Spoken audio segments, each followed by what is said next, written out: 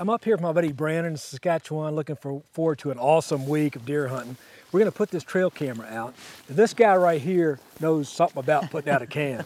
How many cams you got out? How many pictures you take a year? We probably run about 55 cam trackers, and well, in a year, well, I'd more say in a day, we're getting probably 20,000 pictures we're going through on a daily basis when you're out here. You can learn a lot about big deer like that. We're going to put one up right here where we got a little run. Give us a couple good tips about putting these cameras out to get the best shot of these big bucks. For sure.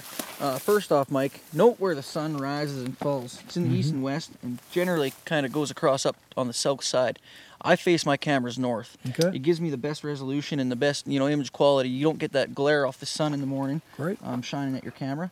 And in the evenings also shining your camera. Something comes by, you get that glare off the sun shining in there. Sure. It can ruin a good picture and then mess up a picture of a big buck you don't maybe knows in there. And now, what about positioning and height-wise and all? Height-wise, I usually go at about, midsection to chest level. Good. Right? Because that's about where the animal's body is. But it all depends on distance from where the path is, where the runs are, things like that. If you're putting this camera on a scrape, put it, I'd say 15 yards away. Cool. If there's a couple deer sparring in there at times, different bucks coming in, you can sometimes get some neat pictures of, a bigger image size. Sure. It's covering a little more ground, but also read the manufacturer's things, what they have to tell you about the camera. Different cameras also recommend different things, so make sure you're setting them back and close far enough so you can get the right pictures. And you gave me a great tip about always make sure it's operating when you leave, because you don't want to set up in a great spot first time you're in there. Make sure everything's operating properly. You got good battery power before you leave. Check the batteries, make sure your card's in there appropriately. I always take a picture of myself.